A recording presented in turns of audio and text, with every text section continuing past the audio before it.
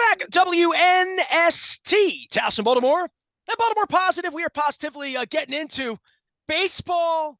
And more than anything, we're going to put this football thing away at the end of the week, pending no injuries and all that. And Luke can focus on his first passion, which is the Baltimore Orioles. Luke Jones joins us now. You can follow him at Baltimore Luke out on the Instagrams and the Twitters and the LinkedIns, and certainly on our Facebook page as well, as he does double duty this week: afternoons with the Ravens and evenings with Oriole baseball. And certainly this group of players and this young crop of players, and whether it's the Baltimore on the front of the jersey or the black jerseys, or I see kids wanting a jersey, right? Like in the days, what was it? Are you going to be Kyle Bowler? You're going to be Terrell Suggs? You're going to have a Ray Lewis? You're going to have a John Ogden?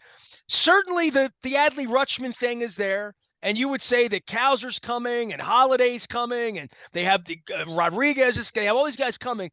But Gunnar Henderson over the weekend made at least people consider getting one of his jerseys. And I watched some baseball over the weekend with a guy who played some baseball, and he's more bullish on Henderson than he is on Rutschman in some way. And I found that to be kind of an interesting statement of where will they be in 12 years?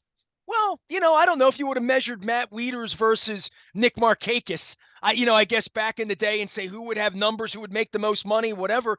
Certainly Gunnar Henderson, younger, and we forget that. And I know you're always bringing up how young he is. He brought up how young he is, but did something on Sunday that my neck still hurts from watching that thing crank up.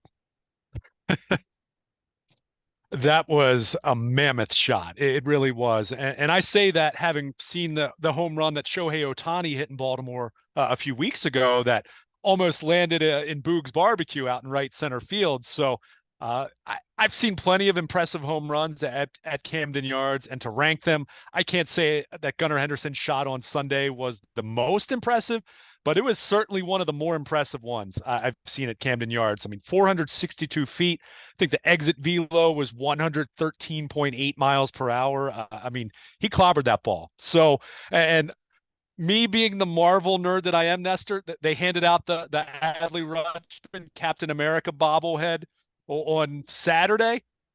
That was a Thor-like blast from Gunnar Henderson on Sunday. But I mean, he's been terrific, and we talked so much over the first 6-7 weeks of the season about his struggles. I'll give you the numbers here. I have them in front of me right now, Nestor. So on May 13th, so we're talking a month ago, literally a month ago at this point, Gunnar Henderson was batting 170.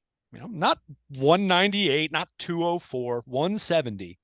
And there were lots and lots of people. Is there a wondering, name for something under 175 that's like worse than Mendoza? Is that Davis? What is that? What do we call that? I was just going to say it might be the Chris Davis line. I mean, I'm not trying to pick on the former Oriole, but Mendoza's so last century. When you're in the big leagues hitting the $170 and they're giving you the bat and saying, here, take it 4 or 5 times today, instead of sending you somewhere else, it is, it's validating to some degree to say who he is and what he did, but they didn't waste any time sending Rodriguez's ass out of here, right? Like, they sent Palmer back. A lot of guys got sent back over the course of time.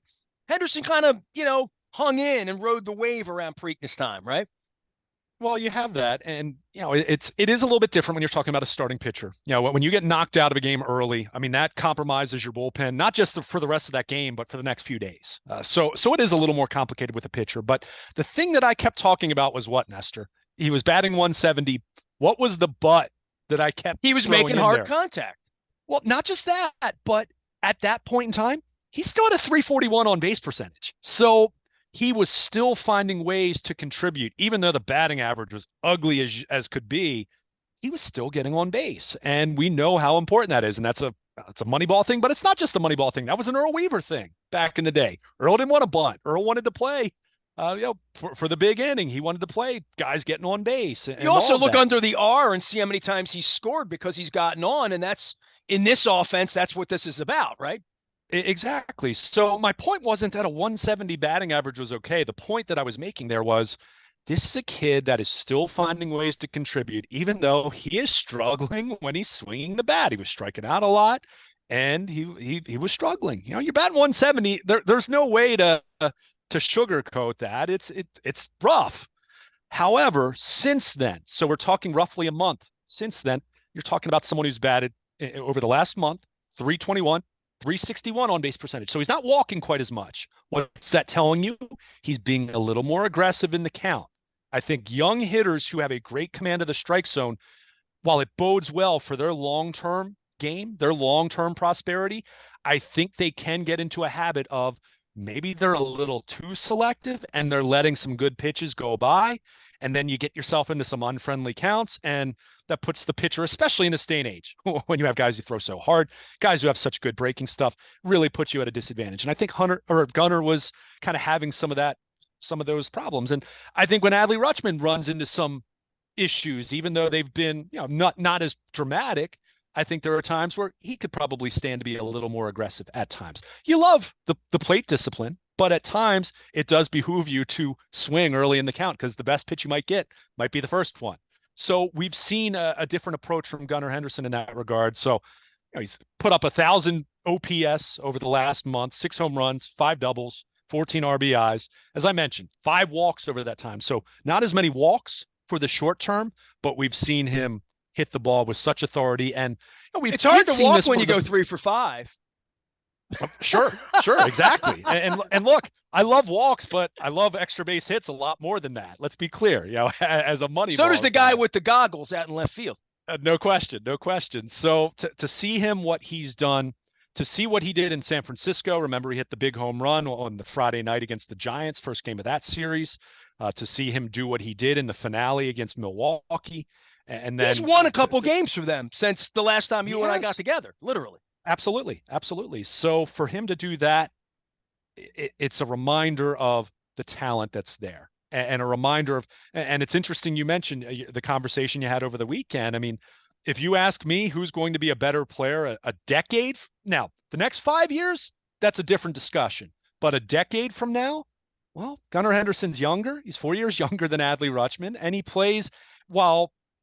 And let's be clear, we could see him at shortstop, and we'll get to that in a moment because I do want to talk about Jorge Mateo. But the idea that he is an infielder as opposed to a catcher lends itself to aging more gracefully as well. So the point is, and even without comparing the two, Gunnar Henderson has a bright future, and we're seeing this. And look, he's going to have some more times where he struggles, right? He does have swing and miss to his game. He's going to strike out, as so many hitters do in this day. But when he makes contact, I mean, the thing I was referring to is back. He struggled the first couple weeks of the season, and we were like, he hit the ball hard. He hit the ball hard. Yeah. He hit the ball hard. And it was cold out, like all of that April stuff. But I looked up at one point. I remember he's hitting like 201 in late April. And I said to you, I'm like, is he going to make it? You know what I mean? Like, and then it got worse. We didn't talk a lot about it because they were winning. but right. It got worse. And the kid's 20 years old, right? I mean, it's crazy. He'll be 22 at the end of this month. So he'll just have turned 22. And I had to laugh. And I shared this on Facebook. I shared this on Twitter as well at WNST. But he was asked in the post game if that 462-foot home run, which, by the way, and I don't put too much stock into this because StatCast has given us a much more sophisticated way of estimating home runs. Compared to back in the day where they used landmarks and they use the eyeball test, yes, game or whatever. Right. I mean, so it was a much less precise science at that point in time. Ask anybody alive who saw the Frank Robinson home run in '67, right? Like literally. Yeah. Exactly. But that was the longest recorded distance for a ball to land on Utah Street. I mean, that was a one hopper off the warehouse that reminded me of the Jim Thome homer off Messina. I think back in '96, I think it was, where kind of hit it a little more towards right center, and it was a one hopper off the warehouse. I mean, that's how impressive. It almost looks like a golf ball when they hit it like Gunnar Henderson. Yeah. Oh, no question. But Gunnar Henderson was asked in the post-game clubhouse if that was about as far as he could hit a ball. And this is where he reminds you that, hey, he's only 21. He's almost 22. He said, when I get that man strength in a few years, maybe I'll be able to hit it a little bit farther, to which I thought, well, I'm 39. I'm still waiting for my man strength. But that's neither here nor there. But he's an impressive kid. And to see him do what he's done after the way that he had struggled early in the season. And let's face it, he was struggling defensively as well. He had some hiccups defensively to the point where, early in the year, they were moving him between third base and shortstop. And and they knocked that off. They let him focus on third base for a while. So, but what's been interesting is his dramatic, I don't even want to say improvement, just adjustments, just playing better. I think we saw last year that the kid was capable of doing this and hitting for the power that he's been hitting with here of late. But of late, we've seen him hit some in the leadoff role over the weekend, which I thought was interesting. Again, that on base potential, that walk potential that he has, and two, we've seen him play a little bit of shortstop here of late, which this is where I transitioned to Jorge Mateo. And as great as Mateo was in April, I mean, my goodness, he was a top 5 player in the league in the month of April.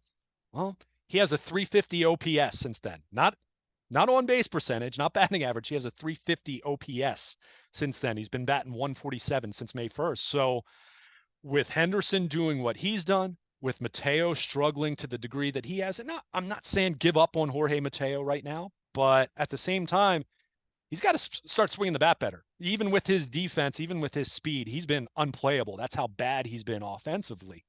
That it's been a struggle to play him. But you couple that with Ramon Urias swinging the bat better of late.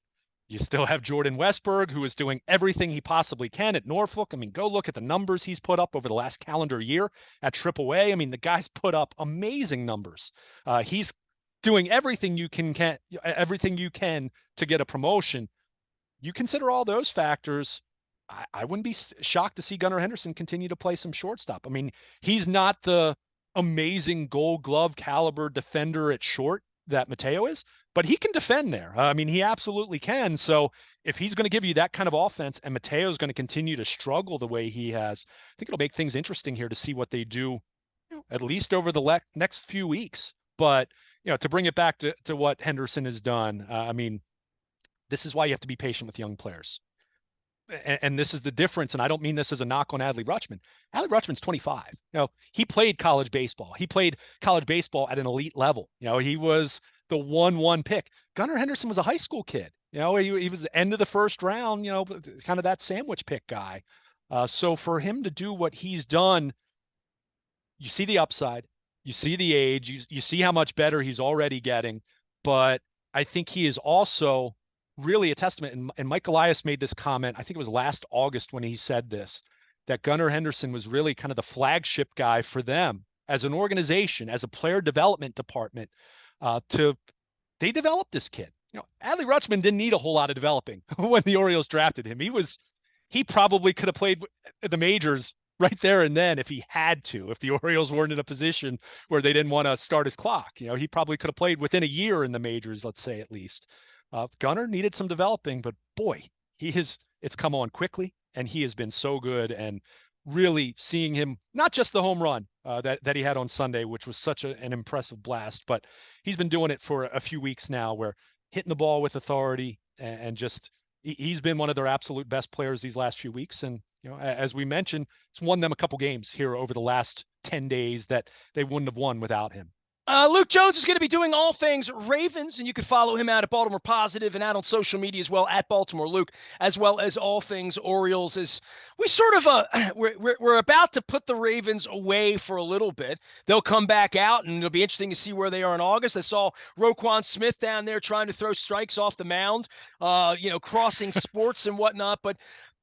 The baseball momentum in this time of the year, to me, they're going to make their hay in these American League East games as far as how you measure them. Beating up the Royals is one thing, and these opportunities come and they go. And I mentioned in a prior segment, if you look at the Orioles schedule, it's wacky against anything you would know the last 50 years of watching baseball in regard to the West Coast swings they're going to have in August and September, where they're not playing the Red Sox, the Yankees, and, in the old days, it would be the Tigers because they were in the American League East, that you're seeing the same teams in September. That making up ground, it is not a real thing in September. It's a real thing when you're playing head-to-head because you play head-to-head so much less. And that would be true for the Blue Jays this week, that if they want to make up ground, they may want to take care of business against the upstart Orioles here this week. That this notion that the Orioles are full of all these young guys, These are now young guys doing things. Cedric Mullins, when he comes back, he's not a young guy anymore. He's a veteran 30-30 guy that's now in a pennant race for the first time in his life. Ditto to all of these guys, right? It's not, I was a 1-1. It's, hey, we're in a pennant race. Are we going to be better than the Yankees and the Red Sox and all of these pennants you had up on your wall when you were a kid 5 years ago? That the things that we've seen in the past, that this organization is going to make it through a summer, and not just with the players they have and the management they have, but whatever these targets are for Elias to say, I want that pitcher in my rotation in September, in addition to Wells or Gibson, or maybe it'll be Rodriguez. Or, again, like football, there's only one ball. I mean, they don't need 8 starting pitchers. Maybe they do, but once October comes around, they need 4 good ones. And they need a bullpen that's not overtaxed. All these things you're talking about. So setting things up when you're 17 games over 500, you start setting things up and saying, what do I want my team to look like in September? But more than that, beating these teams, these AL East teams, when you get a chance, 2 out of 3, the old meatloaf line, right? But that's pretty much where the Orioles are right here. And they'll go on the road this week, play wacky games against the Cubs and stuff. But beating the AL East, when you get that opportunity, it's a here and now issue. You don't want to go backwards in your own division. No question about it. I mean, we talked about this a couple weeks ago when they had the 5-1 road trip against Toronto and playing in the Bronx, and how encouraging that was. But yeah, you need to take care of your division. You just said it. I mean, there are greater, there are greater stakes. It's not 18 or 19 games anymore. You play 2 home series, 2 away series.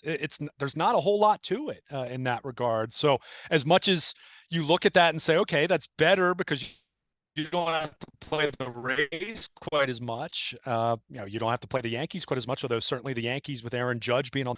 But yeah, you look at Toronto, they're coming in. They're looking at this and saying, hey, we're 5 back of the Orioles. We need to make some hay here. Not that it's over or far from it. I mean, we're still only talking June, but that's the thing. You don't have quite as many head-to-head opportunities, so it makes things that much more important. And it's funny, and we've talked about this before, but where the Orioles are now, considering they've been this legitimately good for about a calendar year now. It was last July when they had they had that winning streak and they really took off. They've played like a 90+ win team since then. So they're for real. And now all these other teams, whether we're talking the division or other wild card contenders, they're all looking at the Orioles and saying, hey, we've got to play Baltimore.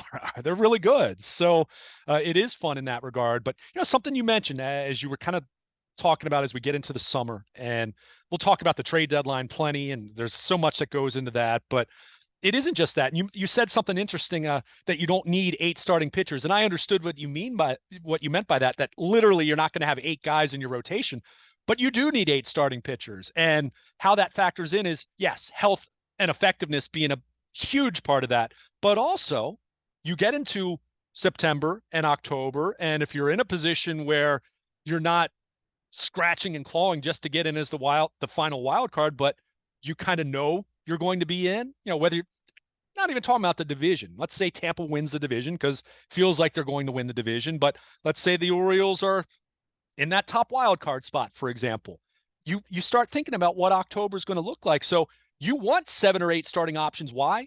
Because then you take your top 4, and then those other 2 or 3, guess where they go? They go into the bullpen, and suddenly you have what Kevin Gausman was for the 2014 Orioles. Go back and look at what he did in the pen for that team. So, that could be Grayson Rodriguez. That could be DL Hall. That could be Kyle Bradish. I mean, again, how it shakes out, we got a long way to go, but you're looking at those spots.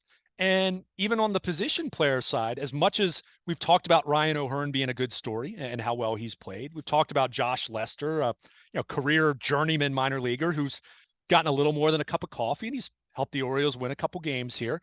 Are those guys going to be around for the rest of the season? If I'm betting, I'm going to say probably not, but that could be a Jordan Westburg stepping into a role. That could be Heston Kjerstad, who just got promoted to Norfolk and has looked the part of the 2nd overall pick that the Orioles envisioned when they drafted him before he had the heart issue of the myocarditis and the injuries and everything that derailed him the last couple years. he could be their DH or part-time first baseman, depending on how Mountcastle's playing, all that. So you've got a lot of guys that factor in, not just as potential trade pieces that could come into the organization, but you still have guys in the minor leagues at the AAA level right now that they could be here in a couple weeks, or they could be here in July, or they could be here in August, and suddenly they're a really intriguing weapon for you that you haven't had all year, and they make you even better. So that's where the Orioles are in a really exciting position, because you look at the potential to, yes, make trades at the deadline, and I'm not going to back away from advocating for them doing that. But at the same time, they do have some really interesting internal options still that, boy, they're knocking on the door, and they're knocking loudly at Norfolk. When you're talking about a Colton Cowser, you're talking about Westburg. You hope Grayson Rodriguez, who has pitched pretty well since going back down to Norfolk, as you'd expect, right? He should. You're hoping DL Hall can refine that command a little bit more, to the point where at the very least he could be a really intriguing late inning bullpen guy for them later this year. So a lot of options, a lot of excitement, still room for improvement. We're not talking about a team that haven't been playing their best baseball in terms of top to bottom from the lineup or the rotation, let's say. There's some middle relievers that you're still hoping can straighten things out. We've talked about CNL Perez. Michael Givens is on the IL right now. I mean, see what happens with his shoulder and everything. It doesn't sound great right now, but you still have room to get better. And that's what's exciting. It doesn't feel like the Orioles have. We've talked about it a little bit with the bullpen, and that's where I would even say, hey, if you can add another reliever to the mix at the deadline, by all means, an Andrew Miller type addition like what he did for the Orioles in 2014, if you can do that, by all means, do it. So, but we've talked about the bullpen in terms of maxing out a little bit and how much they've leaned on Batista and Yennier Cano and all that. But in other ways, it feels like there's still a lot of room for this team to get better, and that's what's exciting. You're talking about a team that's 17 over, and you feel that you can point to A, B, and C as far as things that can get better, and they even have options internally, let alone talking about the deadline.